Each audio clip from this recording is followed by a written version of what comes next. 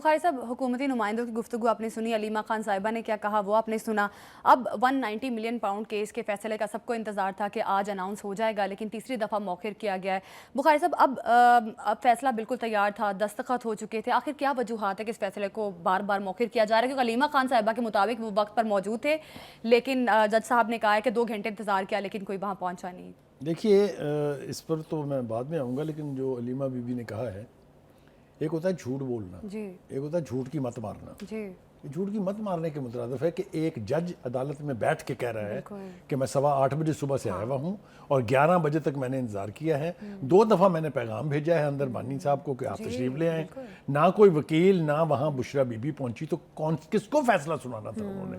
ये बाहर वाले क्राउड को जो तालियां बजाने या रोने पीटने के लिए खड़ा था वहां पर? मतलब है, कोई थोड़ा सा दानिशमंदी का मुजाहरा जरूर करना चाहिए। आप इतने बड़े डिनाइल मोड में रहेंगे कि आप सच को और हकीकत को मानने के लिए ही तैयार नहीं है, तो ये मेरे ख्याल से बड़ी ज्यादती है। ये तो हो गया reaction to what Aleema Bibi has said. अब आ जाएं आप ये कि हो क्या रहा है तमाशा। जी बिल्कुल। पहली तारीख थी 23 दिसंबर, फिर तारीख दी 6 जनवरी, फिर तारीख दी 13 जनवरी, अब तारीख दे दी है 17 जनवरी। जी ये क्यों हो रहा है?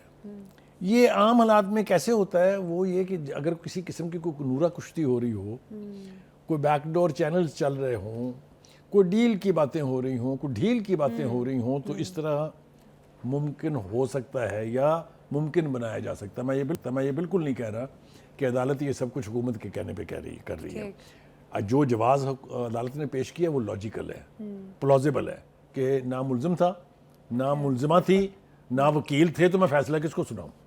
लेकिन ये मेरे ख्याल से 72वीं तारीख है 17। इसके बारे में चलिए मुखालफ पार्टी के लोग, यानी हुकूमत कहे या हुकूमत के इत्तेहादी कहें कि सज़ा होनी है, तो वो तो ठीक है, समझ में आती है, क्योंकि उनकी ख्वाहिश हो सकती है जी। लेकिन पूरी की पूरी पार्टी की क़यादत बशमूल बानी के और बानी की बहनों के, वो ये कह रहे हैं कि सज़ा तो होनी है। ये बात ठीक है या गलत है? हमें पता है सज़ा होनी है, तो भाई फिर आके सुन लेना टाइम से सज़ा। आप तीसरी दफ़ा आपको टाइम दिया गया। एनीवे, क्या वाकई कुछ पसे पर्दा हो रहा है? ये मेरे ख्याल से इम्पोर्टेंट बात है। मुझे यूँ लगता है कि ये फैसले में जो ताख़ीर है, ये एक तरह से खान साहब को वक्त मुहैया किया जा रहा है कि भाई आप सोच लें कि आपने अपनी अड़ी पर कायम रहना है या आपने कोई ऐसा मामला करना है जिससे ये जो पॉलिटिकल तनाव है, ये जो मुल्क के अंदर जो इंतशार है, इसका खात्मा हो सके। ठीक है। खान साहब के बारे में एक बात मैंने पहले भी कही थी बहुत दफ़ा प्रोग्राम में, और फिर आपके सामने भी कई दफ़ा हो चुकी है कि वो बुनियादी तौर पर ज़िद्दी आदमी हैं और निडर भी हैं। ये दोनों अगर आप पॉजिटिवली देखें तो दोनों खूबियां हैं किसी इंसान की। अच्छा। लेकिन उन खूबियों को खूबियां रहना चाहिए, वो तबाही का बायस नहीं बननी चाहिए। इसी को सियासत कहते हैं। देखिए, सियासत जो है उसका मतलब होता है अनहोनी को होनी करना। That is what politics is all about. तो खान साहब को इसके बारे में बहुत ज़्यादा सोचना पड़ेगा। और इस वक्त जिस किस्म के हालात हैं, आलमी मंजरनामा जो है, इस वक्त तमाम सियासतदानों को, चाहे वो डिवाइड के इस तरफ हैं या उस तरफ हैं, मुल्क का सोचना चाहिए। इस पर तो कोई दो राय नहीं है। ठीक है, एक बात तो ये होगी। दूसरी बात ये कि कौमी सोच अपनानी पड़ेगी आपको, तभी तो आप जो पेचीदा मसाइल हैं उनको हल कर सकते हैं। एक वक्त में आपको याद है यहाँ पर कौमी हुकूमत की भी बात होती रही है। हमें क्यों नहीं सोचा जा सकता इसके ऊपर? अगर ये सोल्यूशन है कि सारी पार्टी या सारे स्टेक होल्डर्स को एक प्लेटफॉर्म पर लेके चलना है, तो कोई ख़राबी नहीं। अगर पाकिस्तान के लिए ये करना पड़ जाए तो कोई ख़राबी नहीं है। दूसरी बात ये है, खान साहब को ये बात अब समझ आ जानी चाहिए कि जब आप इक़्तिदार से नामसाहद हालात में अलहदा होते हैं तो फिर आपको कुछ देर इंतज़ार करना पड़ता है। जी। मैं आपको मिसाल दूं यहाँ पर नवाज शरीफ साहब की। देखिए, नवाज शरीफ 3 दफ़ा के इलेक्टेड प्राइम मिनिस्टर है। 2 दफ़ा वो 2/3 पार्टी के लीडर थे। लेकिन मुशर्रफ के दौर में फिर एक वक्त आया जब उनको इस सूरत हाल से रिकनसाइल करना पड़ा कि वो मुल्क से चले जाएं, और जाएं भी 10 साल के लिए। वो तो अलग बात है कि वो 4 साल 5 साल के बाद वापस आ गए, लेकिन बुनियादी एग्रीमेंट यही था। अगर आपको याद हो, वो सऊदी और वो जो दूसरे जो उनके गारंटर्स थे, उन्होंने बताया भी था कि मुआहदा जो है 10 साल के लिए था, जबकि नवाज शरीफ साहब हमेशा कहते रहे कि ये 5 साल के लिए है। तो फ़ायदा क्या हुआ? वो वापस आए इक़्तिदार में। थोड़ा सा तवक्कुफ़ कर लिया उन्होंने, इंतज़ार कर लिया उन्होंने, لیکن پھر انہوں نے راستہ ہموار کیا اپنی واپسی کا. خان صاحب کے لیے یہ مشورہ تو نہیں ہے کیونکہ وہ مانتے تو ہے نہیں کسی کی.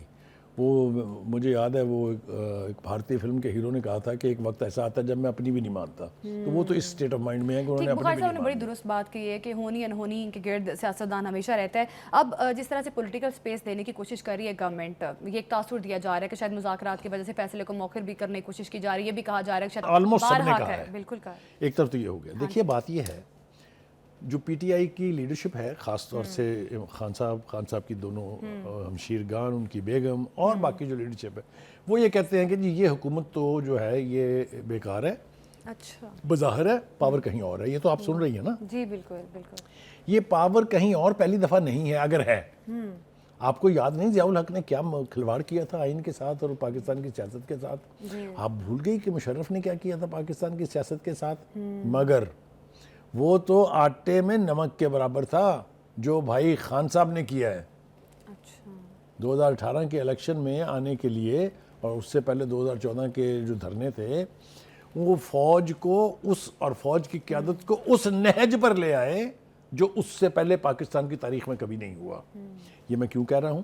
خان صاحب کا اپنا بیان بار بار میں اس کا ذکر کر چکا ہوں. پھر یہ کہ 4.25 سال حکومت کرنے کے بعد انہوں نے کہا کہ میں تو تماشائی تھا, میں تو ڈمی تھا, ملک تو چلا رہے تھے جنرل باجوہ اور جنرل فیض حمید. یہ بات درست ہے؟ بالکل درست ہے.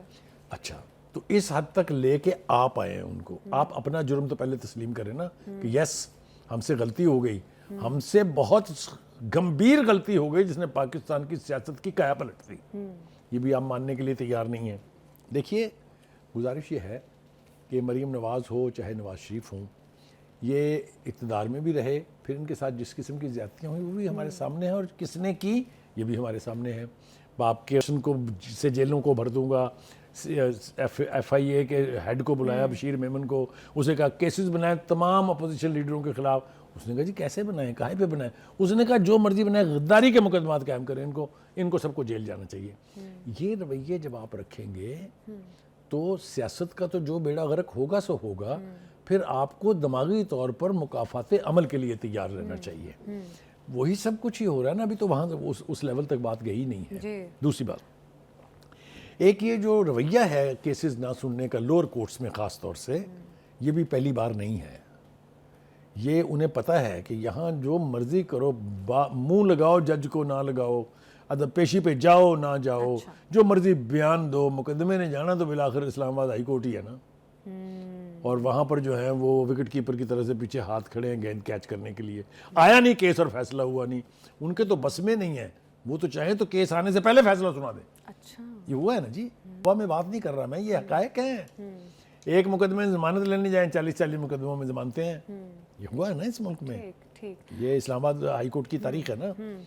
اور میں بار بار یہ کہہ چکا ہوں کہ ہمارے ججز کو اس بات کا ادراک ہونا چاہیے کہ ججز کو دیکھا جاتا ہے ان کے فیصلوں کی روشنی میں, اور فیصلوں کی روشنی میں اگر آپ غلط فیصلے کرتے ہیں تو پھر حال وہی ہوتا ہے جو بھٹو کیس کا ہوا ہے. بالکل بخاری صاحب, اب یہ بات آپ کی بالکل درست ہے. اب عدالتی فیصلے جو ہیں, ایک طرف مذاکرات چل رہے ہیں.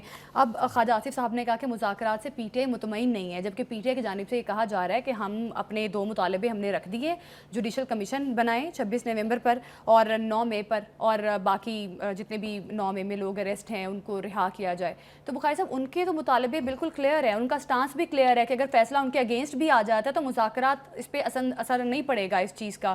تو آخر گورنمنٹ کس وجہ سے کس کنفیوژن کا شکار ہے کہ وہ 2 مطالبے, اگر ان کا ایک مطالبہ بھی مان لیتی ہے پی ٹی آئی کا جوڈیشل کمیشن بنانے کا, تو گورنمنٹ کو کس کنفیوژن کا شکار ہے کہ اگر یہ مطالبہ مان بھی لے اور مذاکرات تاکہ آگے بڑھیں؟ یہ ہے کمال ان کے پروپیگنڈے کا کہ وہ جو چاہتے ہیں وہ لوگ ماننا شروع کر دیتے ہیں. اچھا, دیکھیے گزارش یہ ہے کہ مطالبات کے حوالے سے جب پہلی نشست ہوئی تھی کیا طے ہوا تھا کہ آپ لکھ کے دیں گے. بالکل, لکھ کے دینے کے لیے آپ نے 2 ہفتے لگا دیے. 2 ہفتے کا ٹائم ضائع ہو گیا. آپ نے کہا ہم تو لکھ کے دیں گے. پھر کہا اچھا ہم لکھ کے دیں گے, ہماری ملاقات کرا دیں. 5 دن پھر گئے. یہ ہوا ہے یا نہیں ہوا ہے؟ بالکل ہوا ہے. تو مجھے یہ بتائیں کہ ان مطالبات کو کیسے تسلیم کیا جا سکتا ہے جب آپ اپنی کمٹمنٹ کے مطابق وہ لکھ کے دینے کے لیے بھی تیار نہیں ہے. اچھا, اب آپ کیوں لکھ کے دینے کے لیے تیار نہیں ہے؟ کیونکہ آپ کو ڈر ہے کہ یہ ہمارے خلاف لہرایا جائے گا کہ لکھ رہے ہیں نہ وہ مانگ رہے ہیں, کیونکہ آپ نے خود کیا تھا. یہ آپ نے تو کسی کے نوٹ پکڑ کے کہہ دیا تھا, وہ تو باقاعدہ آپ کو لکھ کے مطالبات دینے کے لیے کہہ رہے ہیں. تو مذاکرات کی تاخیر حکومت کی وجہ سے نہیں ہے. جو میں نے حقائق بیان کیے ہیں, آپ ڈینائی کریں اس میں سے کوئی بات غلط ہے, یہ سب کچھ انہوں نے کیا نا.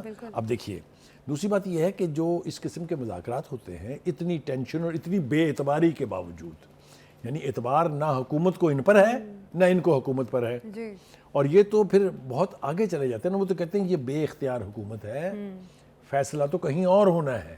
یہ انہوں نے اس فیصلے کے بارے میں بھی کہا ہے کہ یہ لکھا کہیں اور گیا ہے.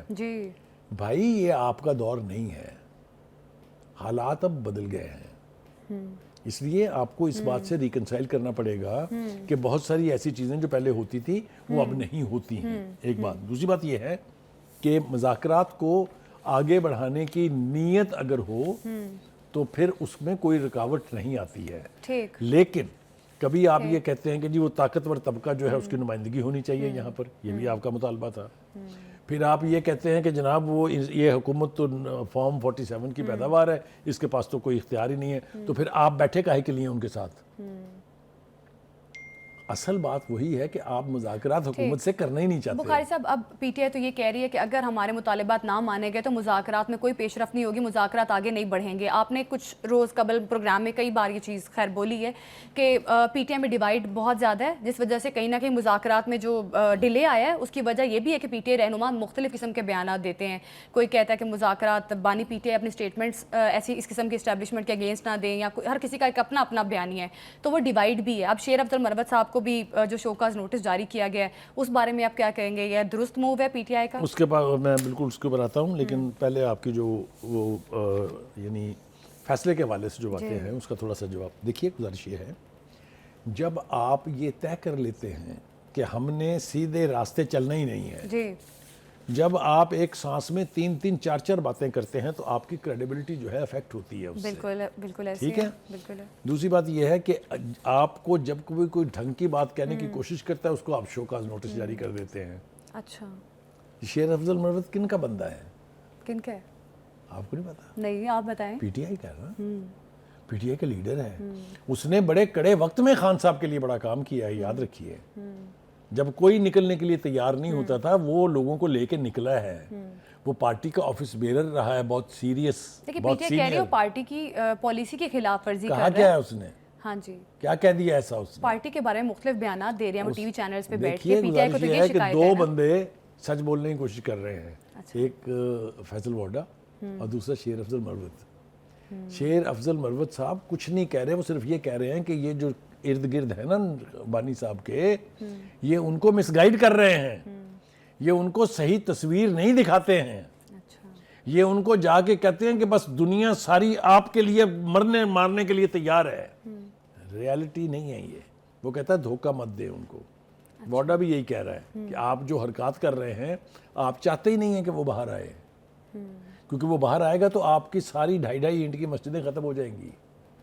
اچھا, تو اس لیے اپنے یہ لوگ جو ہیں جو صحیح پکچر دکھائے خان صاحب کو, اور اب میرے خیال سے وقت آ گیا ہے خان صاحب کو خود بھی چاہیے کہ وہ یہ جو روزی پکچر ہے نا, یہ جو دکھاتے ہیں ان کو لا کے اس پہ اعتبار کرنا چھوڑ دیں اور خود سے ریالٹی چیک کر کے چیزوں کو دیکھیں, تو پھر امکان موجود ہے کہ چیزیں جو ہیں وہ صحیح سمت میں جو ہیں وہ آگے بڑھ جائیں. اب دیکھیے آج کے بیانات آپ لے لیجئے. لیڈر علیمہ خان کا تو میں نے آپ کو بتا دیا کہ وہاں کوئی بندہ نہ بندے کی ذات تھی, وہ کہتے ہیں ہم تو صبح سے کھڑے تھے, کر لیں جو کرنا ہے. بخاری صاحب اب ساری چیزیں جو ہیں وہ اس کیس سے بھی جو ہیں کہیں نہ کہیں جڑی ہوئی ہیں. اب اس کیس کے فیصلہ جو آئے گا اور مذاکرات جو ایک روز قبل 16 جنوری کو رکھے گئے ہیں, اب دیکھنا کہ مذاکرات جو پی ٹی آئی اور گورنمنٹ کے درمیان جو تیسرا دور شروع ہوتا ہے اس میں کیا پیش رفت ہوتی ہے اور پھر آگے جا کے کیا منظرنامہ